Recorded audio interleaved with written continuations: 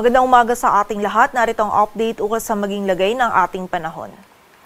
Dito sa bahagi ng extreme northern Luzon ay nakaapekto pa rin yung shear line or yung lugar ng mga kaulupan kung saan nagsasama yung mainit at malamig na hangin. Magdadala pa rin po ito ng mga kalat-kalat na pag-ulan, lalong-lalo na dito sa area ng Batanes at Babuyan Island. Samantala, may kita din natin dito sa ating satellite animation, itong mga kaulapan dito sa malaking bahagi ng Visayas at Mindanao, maging sa area din ng Palawan. Ito po mga kaulapan na ito ay dala ng Intertropical Convergence Zone or ITCZ, kung saan yung ITCZ pa rin yung magdudulot ng mga pag-ulan sa malaking bahagi ng Mindanao, maging sa ilang bahagi din ng Visayas at dito sa area ng Palawan ngayong araw. And nakikita po natin hanggang bukas itong ITCZ ay patuloy pa rin po magdudulot ng mga pag-ulan sa malaking bahagi ng Visayas at Mindanao. And by Monday naman, posible pong yung easterlies naman na magdulot ng mga pag-ulan sa malaking bahagi ng Luzon. Kaya naman pag-iingat pa rin para sa ating mga kababayan sa posibilidad ng mga pagbaha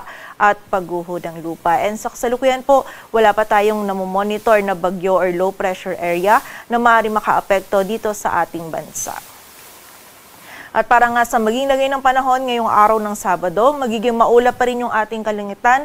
May mga kalat-kalat na pag-ulan, pagkilat at pagkulog pa rin na mararanasan dito sa Batanes at Babuyan Islands, dulot ito ng shear line. Samantala, posible din yung moderate to at times heavy rains dito naman sa Aurora at Quezon, dulot naman po ito ng easterlies. Kaya naman pag-iingat pa rin para sa ating mga kababayan sa posibilidad ng mga pagbaha at pagguho ng lupa. Samantala, sa nalalabing bahagi naman ng Luzon, kasama na yan dito sa Metro Manila, magiging bahagyang maulap hanggang sa maulap po yung ating kalangitan. May mga isolated na mga pag-ulan pa rin tayong mararanasan dulot ng easterlies. This early morning po, posibleng makaranas tayo ng mga isolated na mga light to moderate rains dito sa malaking bahagi ng Central Luzon, maging dito din sa area ng Metro Manila. And pagsapit po ng hapon at gabi, posible pa din po yung mga ganitong biglaan at mga panandaliang pag-ulan, pagkilat at pagkulog. Kaya naman kapag po tayo ay lalabas, huwag nating kalilimutan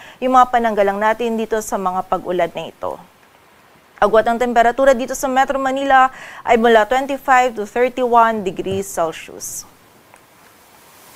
Samantala dito naman sa buong bahagi ng Mindanao, maging sa Negros Island region at sa area din ng Palawan, makakaranas pa rin po tayo ng maulap na kalangitan. May mga kalat-kalat na pag-ulan, pagkilat at pagulog pa rin tayong mararanasan na dulot ng ITCZ. And posible pong katamtaman at kung minsan ay mga malalakas na pag-ulan yung ating mararanasan, kaya naman pag-iingat pa rin or doble ingat pa rin po para sa ating mga kababayan. Samantala, dito naman sa nalalabing bahagi ng Visayas, magiging bahagyang maulap hanggang sa maulap po yung ating kalangitan. This early morning, nakakaranas na po ng mga pag-ulan or isolated na mga pag-ulan itong Western Visayas at Central Visayas. And pagsapit din po ng hapon at gabi, posible pa din yung mga isolated na mga pag-ulan nito na dulot naman ng ITCZ. Agwat ng temperatura dito sa Cebu ay mula 25 to 31 degrees Celsius at sa Davao naman ay 25 to 32 degrees Celsius. Para naman sa lagay ng dagat baybayin ng ating bansa, wala po tayong nakataas na gale warning, ngunit iba yung pag-iingat pa rin para sa mga kababayan natin na maglalayag dito sa may northern and western seaboards ng northern Luzon, sapagkat magiging katamtaman hanggang sa maalod pa rin po yung lagay ng ating karagatan. Dito sa Metro Manila, ang araw ay sisikat mamayang 5:50 ng umaga at lulubog mamayang 5:31 ng hapon.